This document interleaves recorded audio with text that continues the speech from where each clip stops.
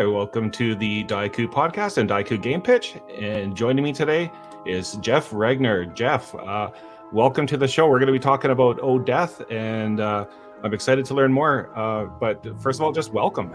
Yeah, thanks so much for having me on. I mean, I was actually kind of just sort of captivated by that opening scene, but now that I'm here in present, no, it's good to be here. And I really appreciate the opportunity to talk about the project we've got going on Kickstarter right now, Oh Death. And I guess I'll just jump right in and tell you about it, unless you have anything else. Well, where are you coming from today? Oh, I'm in the Maryland suburbs near Washington, D.C., kind of halfway between Baltimore and Washington.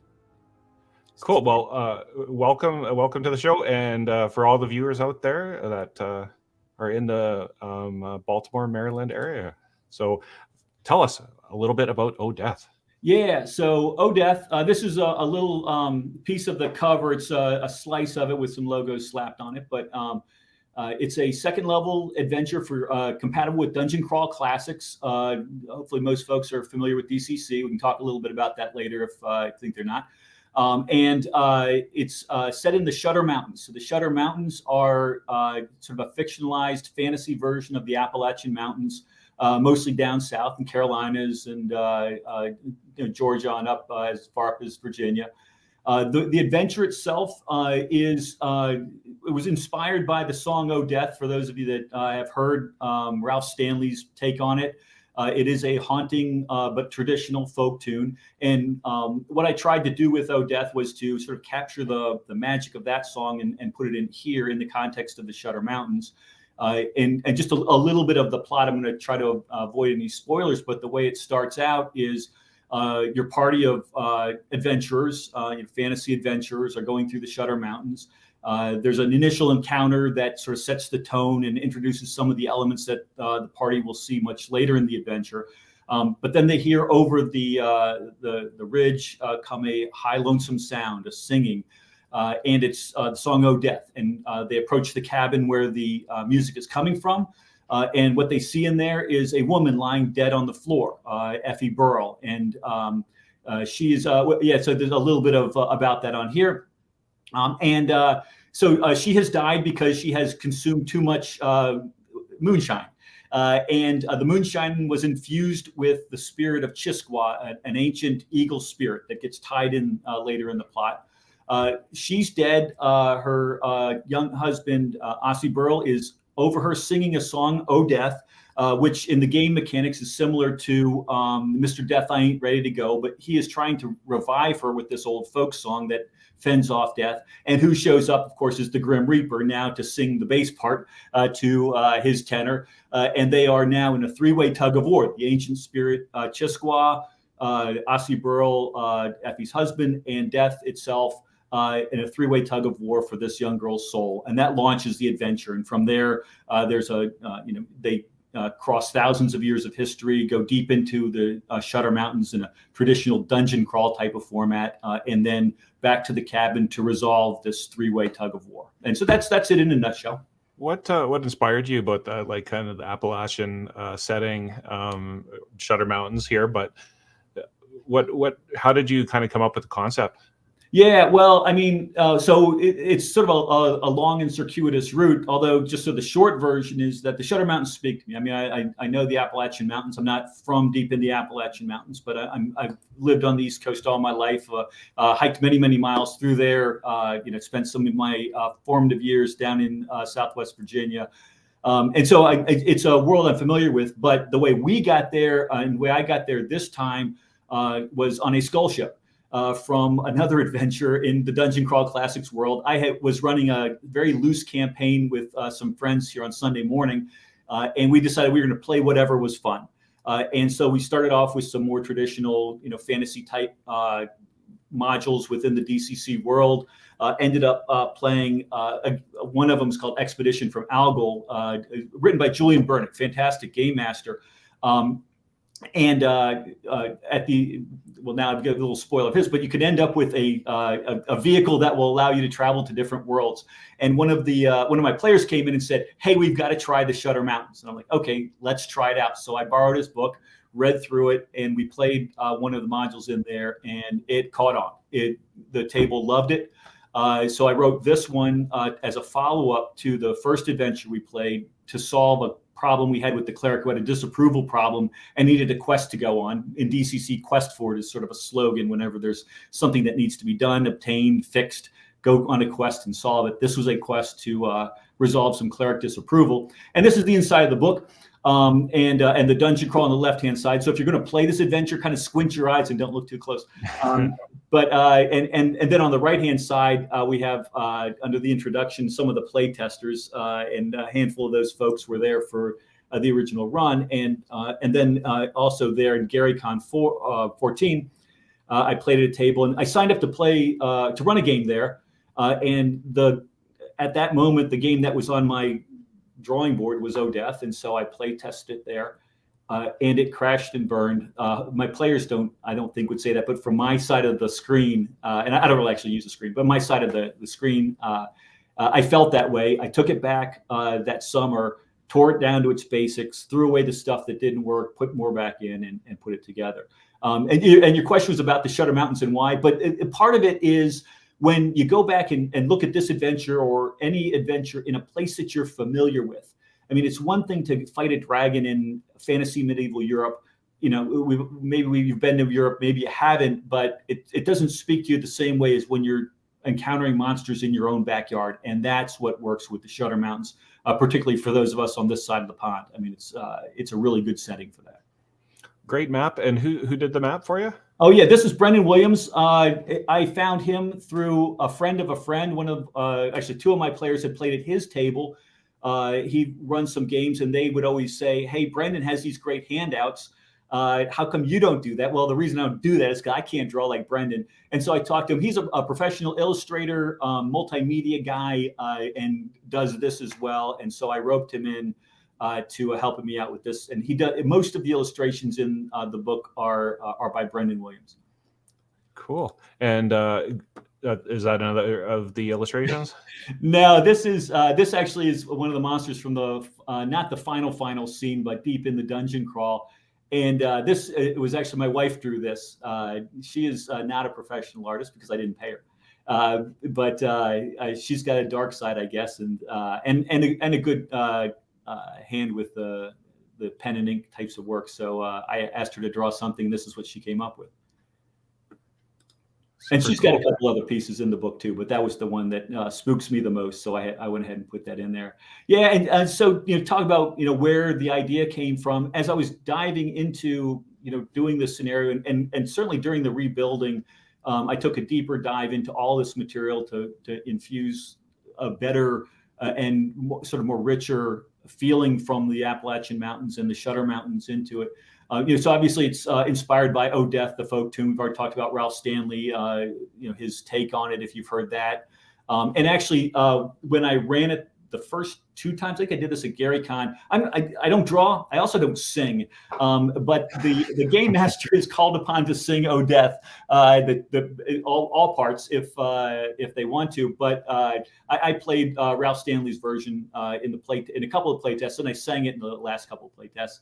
The whole thing, the Chained Coffin anthology, which Michael Curtis wrote, and I've got his name up here because he is also a big inspiration. If you dive into the Chained Coffin book, you'll really feel like you're playing in a completely different world. But he did what DCC is really good at, which is taking Appendix N material. We'll talk about mainly Wade Wellman here in a little bit. But it was, here we go. The Silver John stories that Wellman wrote.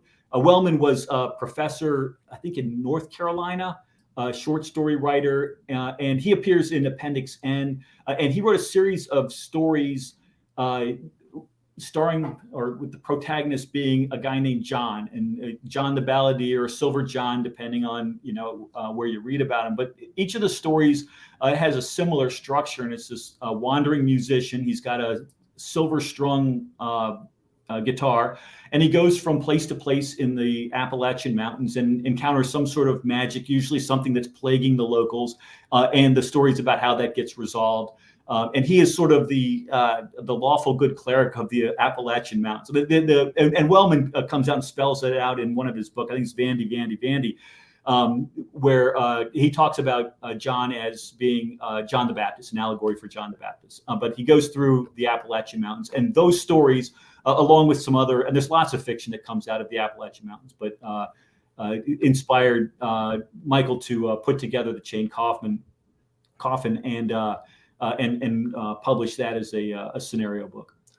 I'm going to have to dust off my Appendix N knowledge here because I had never heard of this. So I got to like brush up on this, but sounds like a Johnny Appleseed and folk history. It sounds like an interesting, like Ichabod Crane. Yeah. Yeah, definitely. I mean, sort of a Johnny Appleseed going from place to place type of story. But Wellman is an interesting guy. He wrote these stories, which I'm familiar with. He's also written a bunch of other things. And, for your listeners who don't know Appendix N, way back in the dark ages, there was something called AD&D and Advanced Dungeons & Dragons. Before they used to number the versions. And in the back of each one of those books, they'd have Appendix N, the stuff that Gary Gygax and his colleagues read and were inspired by to make the original Dungeons & Dragons. So that is, it's really all the great stuff that people know about. J.R.R. Tolkien, Conan stories, anybody you've ever heard of that predates, the publication of the original D&D books is in there. And the new D&D books actually do the same thing. If you go take a look at your player's handbook or even your Dungeon Master's Guide from 5th edition, it's not Appendix N anymore. It's a different appendix, but they do list the inspirations. And Wellman's still in there. He is still an inspiration to the modern game. But yeah, you're in for a treat. I definitely go back and read the mainly Wade Wellman stories. They're a hoot, for lack of a better word. I enjoyed them.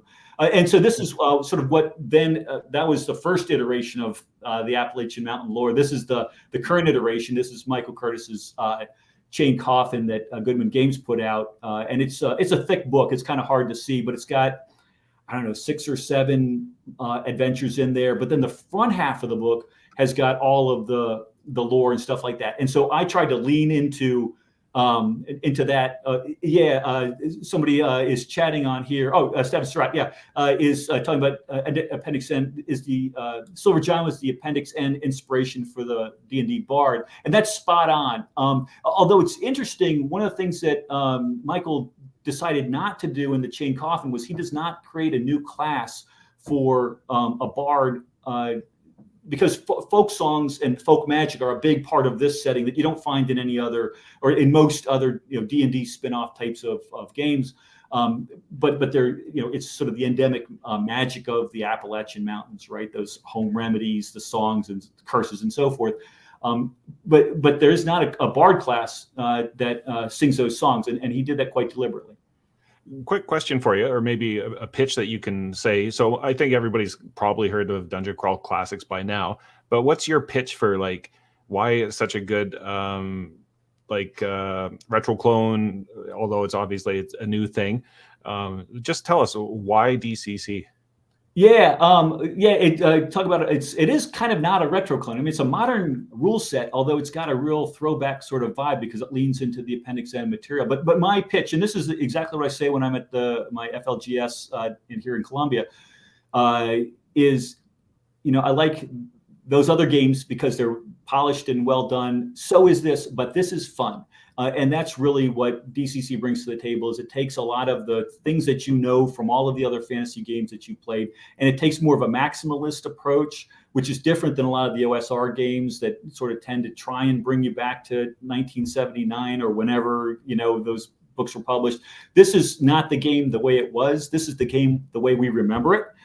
Sort of that it captures that your imagination as being a young game player, and I like that. It's got really cool stuff. You see the crazy dice that are on the table. And I think I actually put my D18 in the picture, and we don't actually use a D18, but all the D14, D16, D24, D75, they're all in DCC rules. The spells it's not what you're used to. The spells are random. They have strange outcomes. There's a great luck mechanic that not only sort of makes weird outcomes, which is not really what drives it. It really drives a lot of the way you play the game as a magic user or a halfling, certainly, or a thief. So it's a fun game. I mean, pick it up. The rule book is a monster, but it looks great on the shelf. So that's my sort of disorganized pitch for for DCC. Well, we talked a little bit before the start of the broadcast here, and I mentioned how much I just really appreciate the vibes of DCC, and I think they bill it as your crazy uncle's D&D game that in his like basement type of thing. So it definitely has that, and I love the spell tables, and that kind of adds such a nice flair rather than just knowing exactly what the spell does. You just never know. Yeah, well, and there's a lot of other tables that it uses too. And there was a question that was posed on the DCC Rocks Facebook group a couple weeks ago about a new player asked, "Do you guys really use?" And I think it was either the critical table. So if you roll a critical here, you go to a critical table and it gives you an outcome that's something different or better sometimes than just rolling double damage. Or if you fumble, the opposite happens. You roll a 1, you go to the table, and the person asked, "Well, do you guys really actually use these tables?" And I said, "Yeah, absolutely, we use them. We lean into them. That's the role playing, right? So if something happens in a battle, it's not just, well, I got X damage, and so now the monster's X damage lower, and we keep doing that until somebody dies, and then we go into the next encounter. It's what really happened. Feel like you're in the battle, and it's and it's may not be realistic, but it's definitely fun, and so that's why we do it. This screen, though, I definitely want to give a shout out to all these folks. This is the team that I get to be on the show here and talk about it, but these are the folks that really put the magic into the book. So Rebecca Lefkowitz did the cover. You saw that, and I think it's going to be the last slide we show right after this as well. She's a professional artist and architect up in Pittsburgh, Pennsylvania. And I actually was going to have her do sort of the pen and ink type drawing that you see on a lot of DCC books. I love the DCC art. And she had done some album covers for some bands up, I think they're local to Pittsburgh, and she showed them to me, and they were collages. And I said, "Wait a minute, you've got to do this for me instead." She did a great job. Brendan Williams, I already gave him a shout out. Really nice guy, top flight professional. Aaron Cahall did my editing. He and I play in a 5e group together. He's a game industry professional as well, and was willing to come in and help me out. And then I've got some illustrations in there from Kevin Olmsted. He's got the dagger that he was kind enough to draw for me. Lisa Regner is my wife. She's the one that drew that picture of the skeleton on the skeleton elephant there. I sleep with one eye open, by the way. That was pretty cool. And then Abby Snellman also did a really cool picture of one of the devils that you might encounter deep in the underground. And she plays in my Sunday game. She actually played the cleric that necessitated the quest to resolve the disapproval that sort of started O Death. And we're on Kickstarter right now. That's what I need everybody to know if you're listening in. I know we're doing this during everybody's lunch hour, but I read an article about Kickstarters, and they said that most people pledge on Kickstarter during work hours. So I know you're already on your work computer going to Kickstarter. So go to my Kickstarter page. Please support me. I do appreciate it. We had a great start, and I also want to thank the DCC community, the folks on the DCC Rocks Facebook page, the people that play tested the game, and they really made this this all possible. And also the folks at Goodman Games. I think I was telling you before we turned the camera on here at the beginning of this show that I did not intend to be a publisher, but it's just so easy the way Goodman Games has set up DCC. They invite you to come in, make more product for them. They'll sell the product for you. And so here I am, kind of by accident. And you've got until March 16th to get over to Kickstarter and make this. The project's going to happen. I mean, we're funded, but to make it even better. So I would appreciate you doing that. And the other thing I wanted to mention too, then we'll just kind of chit chat for a little while, if that's all right, is in my last announcement on the Kickstarter page, we put some bonus material in there as well, because the OGL kerfluffle, folks know about how that went, meant that I didn't have to have as much legalese in my book. And we replaced the legalese with a couple of cool old songs and a magic item. So that's in the book as well. Cool. And so for those watching at home on your lunch hours, go to the video description. The links to the Kickstarter are in there. Back it, support indie game developers such as Jeff here and others that are trying to kind of get a foothold in the design world. And hopefully we see many, many more to come from you in the future. But what is on tap after this? Yeah, no, I appreciate you asking that. If you'd asked me that a couple of months ago, I would have told you, well, I just want to see if this thing flies, because there was sort of this question about, in my mind, do people want to play in the Shudder Mountains? And that question has been answered affirmatively, yes. And so I've got 2 adventures on the drawing board right now. I've got more old songs coming in. Music is one of the themes I want to develop more in the adventures going forward, and I'm going to do that. But also, I want to supplement some of the content that is already in the Chained Coffin. Some more folk magic is in the works, more old songs. So more of the sort of meat. So if you're running a campaign and you're not the kind of game judge that wants to stay in a module, I want to have stuff that'll let you branch out a little bit. There's tons of stuff in the Chained Coffin now to do that. There'll be more in the stuff I've got coming up this year. And I'm hoping to get to Kickstarter again this fall. That might be ambitious, but I'll be playtesting at 1D4 Con in Harper's Ferry. So play Shudder Mountains in the Appalachian Mountains if you're interested, at Scrum Con, Gen Con, and Origins as well. So I'll have tables at all those places, playtesting games, and hopefully when that's done, we'll be printing stuff. Cool. Well, Jeff, I just want to say, thanks for coming on the show, telling us about your game. I'm sure it's going to be a huge hit. I can't wait to see further additions or adventures within that setting. Well, Gary, I appreciate it. Thanks so much. And if you are at home and you are a game designer and you want to be on Game Pitch, go to daikugames.com/gamepitch. And there's a form to fill out there, and love to have you on there and support the indie game world. And while you're there, tell them Game Pitch Gary sent you. Hey friends, are you looking for a game that is not Dungeons or Dragons? Well, we got exactly what you need at Daiku Game Pitch. We got zines, we got OSR, we got adventures. But wait, there's more. We got solo games, we got journaling games, we even got card games and dice games. Oh hell, I don't even know what kind of game this is, but we got it. And if you visit us in the next 2 minutes, you're gonna get all the Zine Quest, Zine Months, Itch Fund, and Backer Kits Kickstarters that you can handle. Visit us at www.daikugames.com and tell them a Game Pitch Gary sent ya.